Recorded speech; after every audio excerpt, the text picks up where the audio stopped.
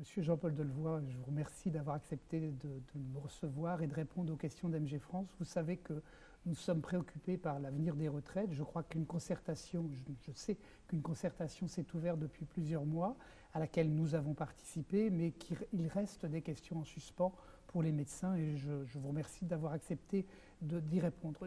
Pouvez-vous déjà, pour commencer, nous indiquer où nous en sommes dans ce processus de concertation qui, je crois, n'est pas tout à fait terminé? Alors, Monsieur Battistoni, merci. Merci pour votre invitation à votre congrès. Malheureusement, je ne peux y participer et je salue toutes celles et ceux qui, autour de vous, réfléchissent à ce thème de l'adaptation de vos pratiques médicales, de votre métier. Et nous sommes sur la même problématique. Il y a une incertitude de l'évolution de votre profession. Et moi, je suis en charge par le président de la République de veiller à sécuriser le futur de vos retraites par rapport à un avenir qui s'annonce plein de modifications professionnelles, de parcours professionnels. Et est-ce que la garantie de votre retraite ne peut se reposer que sur l'évolution et la garantie de votre profession?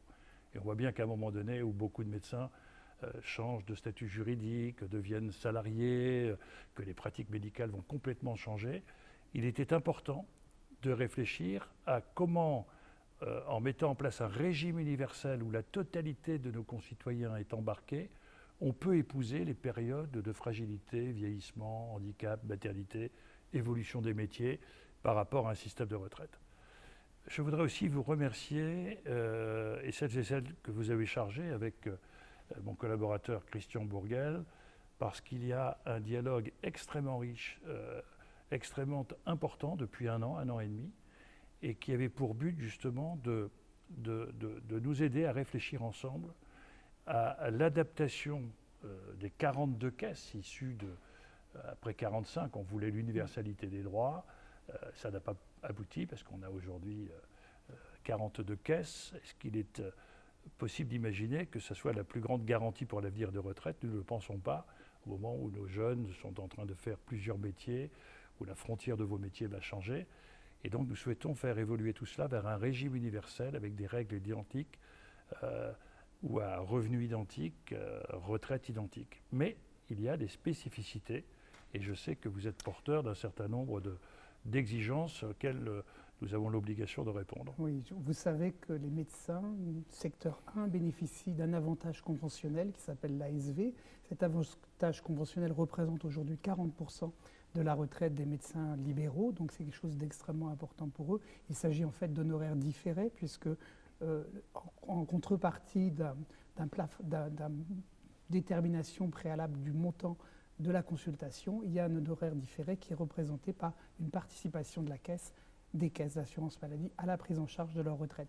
Donc les médecins se demandent s'il n'en est pas de même de cet avantage ASV comme des régimes spéciaux d'autres professions. Est-ce que tout ça ne va pas disparaître et être fondé dans le régime universel, qu'ils perdraient ainsi cet avantage conventionnel? Pour les médecins, évidemment, le fait d'avoir des honoraires limités, c'est pour eux quelque chose d'important parce que ça permet l'accès aux soins de la population, mais en même temps, si les avantages conventionnels disparaissaient, la notion même d'honoraires conventionnés disparaîtrait elle aussi. Pouvez-vous nous donner des assurances et des garanties par rapport à ce régime?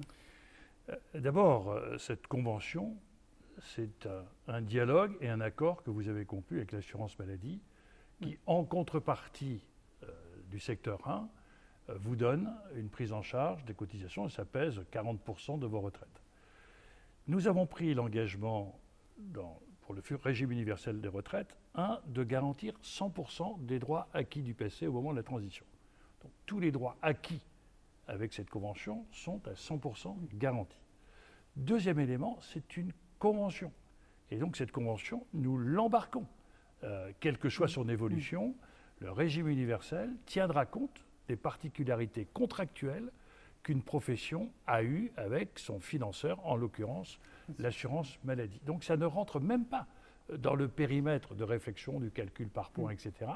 C'est un aspect contractuel qui s'impose au régime universel et qui est le respect d'une convention que vous avez nouée avec l'assurance maladie. Quelle que soit l'origine de cet euro cotisé, même si l'euro cotisé n'est pas cotisé par le médecin lui-même, mais par l'assurance maladie, il produira le même rendement. Absolument. C'est-à-dire que ce qui est important dans votre convention, c'est qu'effectivement, il y a une prise en charge de vos cotisations par l'assurance maladie en contrepartie d'un plafonnement de vos honoraires. À partir du moment où le point est financé, le point apporte les mêmes droits. Il y a une question qui tracasse beaucoup les médecins aussi, c'est le devenir des réserves. Vous savez que les médecins, pour leur régime complémentaire, ont mis en place à travers la CAMF des réserves qui s'accumulent au fil des années. Ces réserves ont un montant important. Quelque part, une des inquiétudes des médecins provient du fait qu'ils ont l'impression que ces réserves vont leur être prises et qu'ils vont ainsi être spoliés d'une forme d'argent qu'ils ont mis de côté en prévision des retraites. Je sais qu'en fait, en matière de retraite par répartition, ça ne marche pas tout à fait comme ça, mais peut-être pouvez-vous nous expliquer. Si vous m'autorisez, Président Battistoni, je peux même aller plus loin dans la critique qui nous est faite, c'est de dire est-ce qu'on ne va pas prendre les retraites, les réserves de celles et ceux qui ont été sages pour financer des trous que l'État. Les cigales et les fourmis. Voilà, les cigales et les fourmis. Bon. Que les choses soient claires. Vous avez à peu près, dans votre régime, un peu plus de 6 milliards de réserves. La totalité des régimes concernés, c'est 160 milliards. Donc vous voyez la relativité des choses. La seconde, c'est que les réserves servent à quoi? Un, à faire face aux aléas démographiques, et deux, à garantir les droits acquis. C'est-à-dire que, par exemple, sur Agir Carco, il y a 60-70 milliards de réserves, mais si vous les mettez en contrepartie des droits acquis, il y a 60 milliards de droits acquis, donc la réserve nette, c'est 10 milliards. Troisième élément, l'État équilibre ses financements. Il n'y a pas de trou de l'État. Nous voulons au contraire avoir un équilibre entre le pouvoir politique qui aura vocation à déterminer des objectifs que vous connaissez d'ailleurs avec l'ONDAM, etc. Et le politique doit s'occuper des 14% de PIB que représente la retraite, de la fiscalité, de l'attractivité, etc. Mais en même temps, nous voulons dans la gouvernance du régime universel y mettre les partenaires sociaux, dans lesquels vous aurez vocation à y être, et qui auraient un regard sur des fonds de réserve avec une gestion tout à fait directement liée à cette gouvernance. Troisième élément, on voit bien que, en réalité, si nous embarquons tout le monde dans un régime universel, nous apportons aux futurs retraités ou à celles et ceux qui cotisent la garantie de la totalité de l'État pour faire face aux obligations du financement du régime, plutôt que d'avoir une solidarité purement professionnelle. On l'a vu avec les agriculteurs en 1945, ils ont refusé parce qu'ils estimaient y perdre, et aujourd'hui, 95% de la retraite est financée par l'impôt. Et donc, à un moment où toutes les professions s'interrogent sur leur devenir, sur le maintien, sur l'évolution du libéral vers le salarié, est-ce que ce qui est aujourd'hui confortable ne serait pas extrêmement préjudiciable à terme? Donc ce qui nous paraît important, c'est de dire à partir du moment où nous apportons la garantie de l'État, il n'est pas choquant que nous embarquions aussi les actifs qui ont été constitués pour garantir ces passifs. La question de fond, c'est est-ce que moi, médecin qui ai cotisé pour financer des retraites, des réserves, est-ce que ma réserve va financer les fonctionnaires, les militaires, les régimes spéciaux, etc. La réponse est non, et nous aurons à vous apporter, dans les outils de gouvernance, la capacité de transparence, de lisibilité, de traçabilité des différentes décisions qui seront prises. En fait, la position des médecins, celle qui s'exprime et qu'on voit remonter, est un peu paradoxale. D'un côté, ils nous disent, en gros, et c'est assez traditionnel, je ne fais pas confiance à l'État pour garantir nos retraites. Nous pensons que nous garantissons mieux les choses. On peut en discuter, je crois que ça reste tout à fait discutable, mais ça s'exprime. Et en même temps, il y a aussi un certain nombre de médecins qui sont bien conscients que nos carrières de médecins libéraux ont perdu ce côté, je dirais, permanent, éternel, si on peut dire, qu'elles avaient auparavant. C'est-à-dire qu'on va sortir, évidemment, d'un mode « je suis libéral » de mes 30 ans jusqu'à mes 65 ans. Beaucoup d'exercices maintenant sont des exercices mixtes, avec une part de libéral, une part de salarié. Et même au cours d'une carrière, il peut y avoir une alternance entre un exercice libéral, un retour vers le salariat, voire un retour vers le libéral. Donc tout ça fait que, effectivement, le volume qui va être consacré à la retraite purement libérale va être différent, très probablement. Donc on n'a pas non plus cette garantie d'un nombre de cotisants suffisant pour pouvoir continuer à alimenter les choses. Une des questions porte sur le devenir de notre caisse de retraite. Vous savez sans doute que les médecins libéraux sont très attachés à leur caisse de retraite pour plein de raisons et la CARMF représente pour eux une forme également de garantie. Pouvez-vous nous donner une indication sur le devenir de la CARMF, sachant que nous avons vu que le projet du gouvernement, enfin le projet que vous portez, c'est d'aller jusqu'à 3 PSS pour la gestion dans le régime universel. Donc il est clair que la caisse de retraite n'aura plus un rôle dans la gestion aussi important qu'aujourd'hui. La Présidente, d'abord, merci pour votre franchise, la clarté de votre pensée et qui, je crois, oriente la réflexion de votre congrès. Vous avez posé 3 questions. La question, c'est la pérennité et la garantie du financement des retraites. La seconde, c'est l'évolution de vos professions, de vos parcours professionnels et même la polyvalence de vos différents statuts.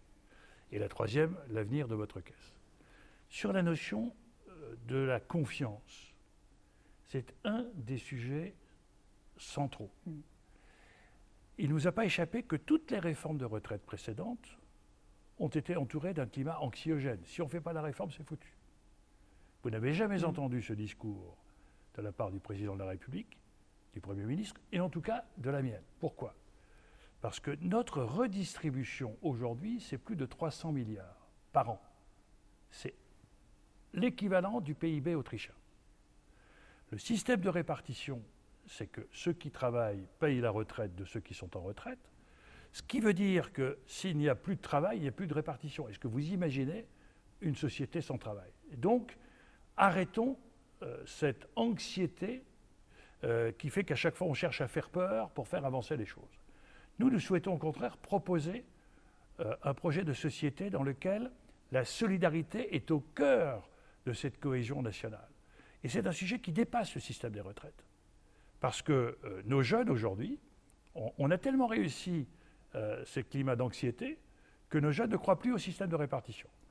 Et nos jeunes disent, à quoi ça sert de cotiser, puisque de toute façon, je n'aurai pas de retraite. Et ils sont même à ce titre-là, pour plus de la moitié d'entre eux, disent, je préfère un système d'assurance personnelle. Ça veut dire, ne croyant plus à un système collectif, je prends une assurance pour moi et je paye pour moi. Si nous n'arrivons pas à réembarquer l'intérêt d'un système collectif, pourquoi, quand je serai bien portant, je continuerai à payer pour les malades? Pourquoi, quand je suis avec un travail, je paierai pour les chômeurs?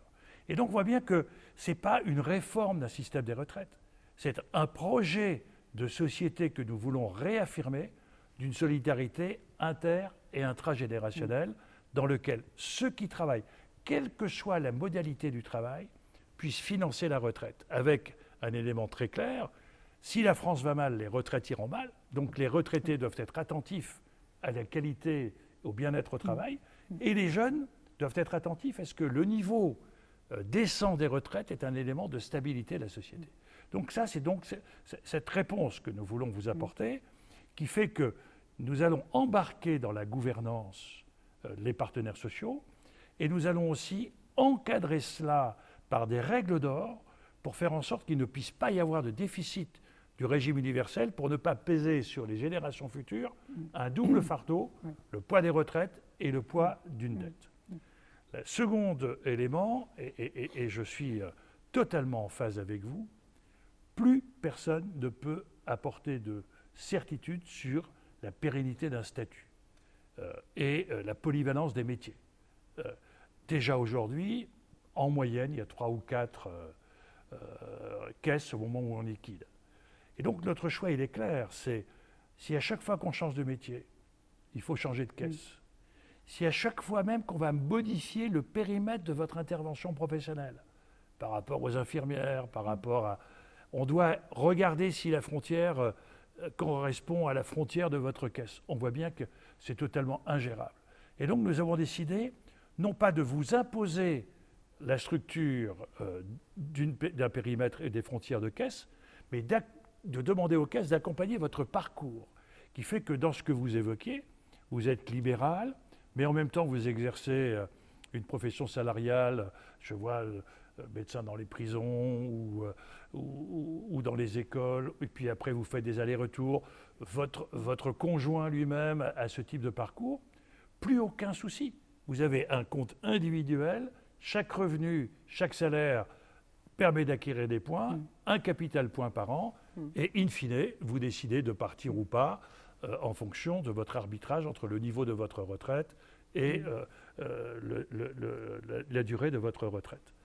Troisième élément, dès le départ, nous allons mettre en place une structure un peu tétière d'une gouvernance, mais qui aura pour vocation non pas à faire disparaître les caisses, mais à mobiliser les caisses. On aura besoin, et on a besoin de l'intelligence de toutes les caisses, parce que vous êtes, à titre médecin, avec un parcours que la CRMF, MARF connaît bien, et on aura besoin d'embarquer l'intelligence de votre caisse pour pouvoir faire des convergences pour un parcours individuel qui permettra, dans un régime universel, de vous accompagner avec un compte unique, un capital unique et une liquidation unique. De plus, il ne nous a pas échappé, et c'est à mettre à l'honneur de votre profession, qu'au-delà de la gestion de vos caisses, vous avez aussi un certain nombre de politiques de solidarité sociale, de bienveillance à l'écart d'un certain nombre de vos collègues médecins qui sont dans des moments de souffrance ou d'invalidité. Et donc, on voit bien que ceci ne concerne pas le régime universel. Et que donc, on a besoin de maintenir ces particularités, d'en tenir compte et de voir très clairement comment s'adapter à cela. Et une des solutions de tout cela, c'est le temps de la conversion. Nous allons être extrêmement exigeants sur les objectifs d'universalité, quelque chose de lisible, de simple, d'équitable, les mêmes règles pour tous, que vous soyez libéral, fonctionnaire, régimes spéciaux, parlementaire. Les 42 régimes sont concernés. Si tout au long de votre carrière, vous avez les mêmes salaires, vous avez les mêmes cotisations, vous avez la même retraite. Et donc nous avons, et c'est tout le travail de mon équipe et des vôtres, et je remercie du climat de confiance qui s'est créé, nous avons à réfléchir sur l'évolution de vos taux de cotisation, puisque beaucoup de médecins disent nos cotisations étant plus faibles, est-ce que nos retraites vont baisser?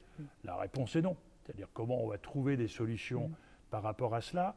Et la méthode que nous avons mise en place, et c'est la traduction de cet échange très franc que nous avons avec vous et avec celles et ceux qui vous accompagnent, notre objectif, c'est de poser la question avec totale franchise, de faire part de vos inquiétudes, de vos interrogations, et nous devons vous apporter des réponses, satisfaisantes ou pas satisfaisantes.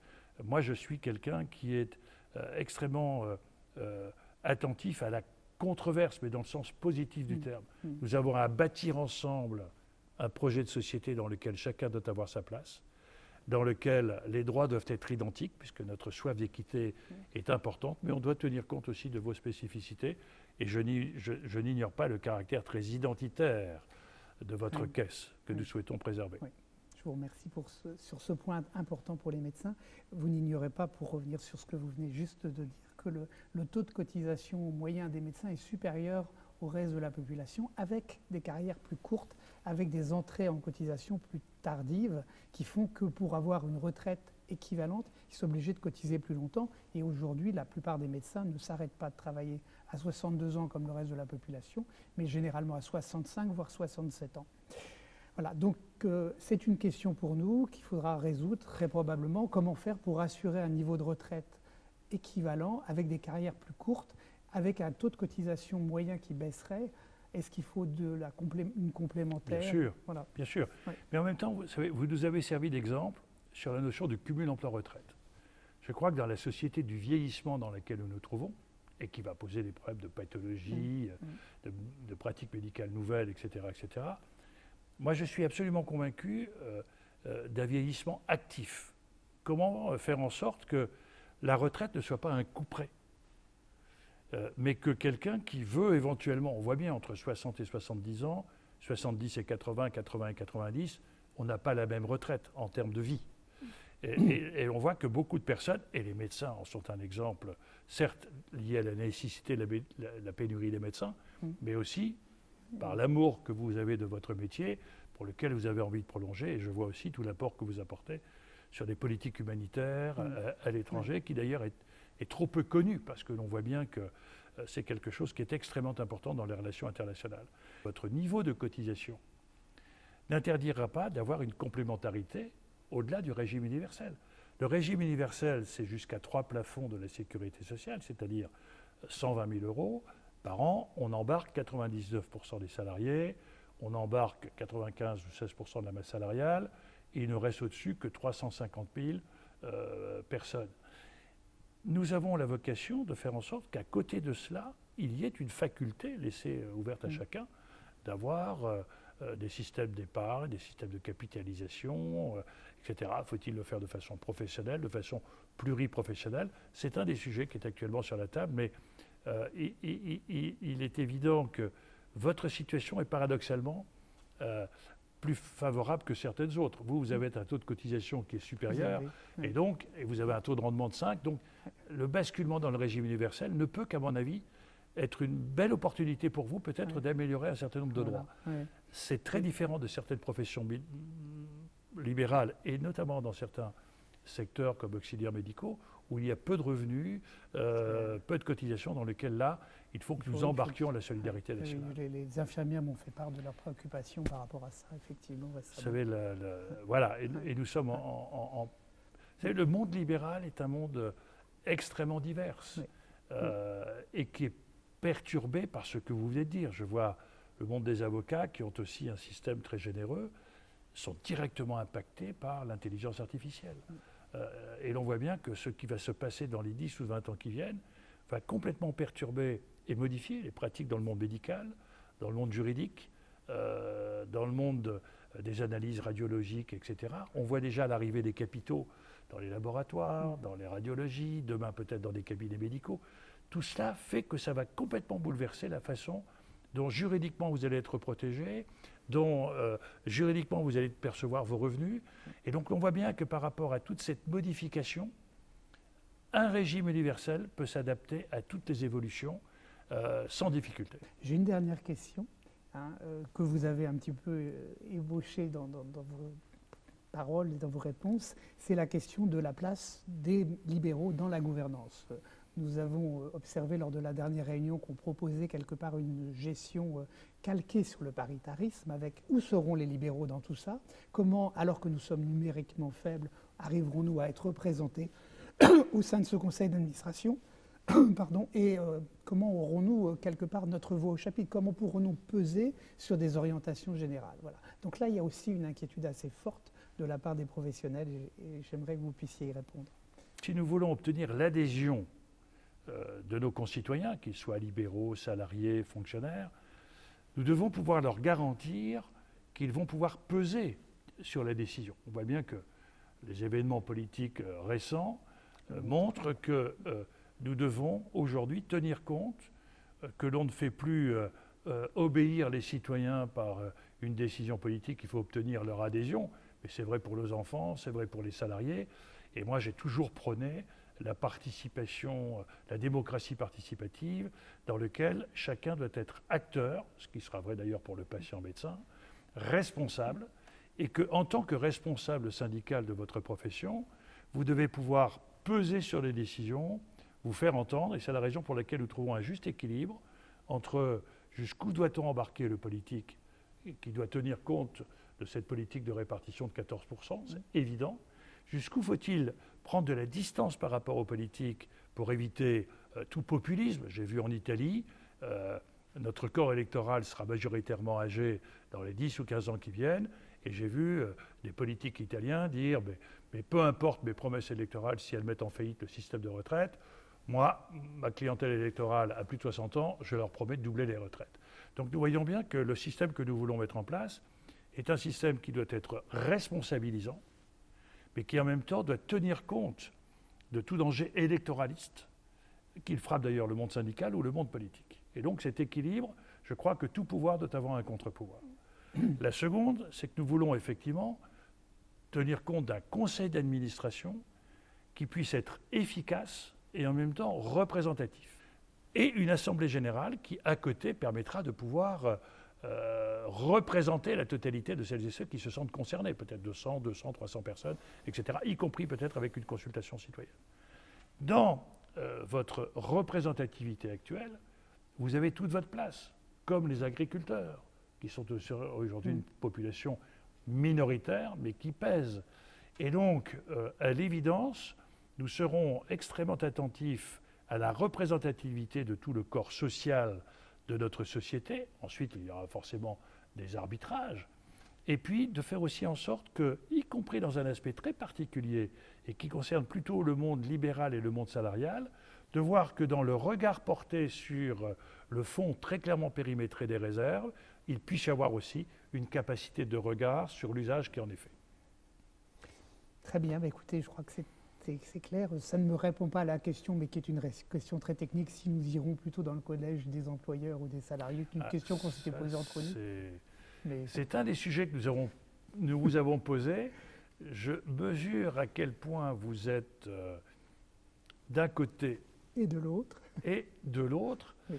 Et c'est clair que très naturellement, j'entends que votre réponse est plutôt du côté employeur en tant que libéral, mais je vois bien qu'il y a de plus en plus de libéraux qui deviennent salariés. Mais là, pour une fois, permettez-moi de me réfugier devant le confort de la non-décision, puisque cette décision vous appartient et je m'en réjouis. En tout cas, je vous souhaite vraiment un très bon congrès. Je vous remercie pour la qualité de nos échanges et la règle qui, aucune question ne doit être éludée. Et toute inquiétude portée par vous doit être, par mes services et par moi-même, entendue, et on doit vous apporter un certain nombre de réponses. Et je voudrais dire que dans un monde qui est en train de changer à toute vitesse, dans un monde dans lequel personne ne peut dire ce que sera l'avenir, croissance économique, structure de l'emploi, etc., etc., etc., nous sommes convaincus, et c'est l'objet même du régime universel, que la réponse, c'est une mutualisation et une solidarité collective. Et pas le système américain d'une assurance individuelle, du chacun pour soi. Ce serait la règle du plus fort, de mieux portant, etc. Et je voudrais qu'avec vous, nous puissions porter à nos concitoyens quel est l'intérêt de l'impôt et de la cotisation. Parce que très souvent, aujourd'hui, on considère que l'impôt, c'est moins de vacances, moins de voitures. L'impôt, c'est une formidable contribution à un financement de solidarité. Et de retrouver quelle chance aussi on a d'être dans ce pays, où quand on a des parents ou soi-même frappés d'une maladie, toutes celles et ceux qui vous entourent payent les impôts pour que vous permettent d'avoir la gratuité des soins, la gratuité des écoles, et de considérer que l'investissement social n'est pas un coût, mais certainement un moyen d'accompagner les souffrances des personnes pour les apaiser, pour être plus efficaces collectivement. Merci à vous. Monsieur le commissaire, vous savez que les valeurs de solidarité et de répartition sont au cœur des valeurs fondamentales de notre syndicat, et au nom des syndicalistes de MG France réunis en congrès, je vous remercie. Merci. Merci à vous.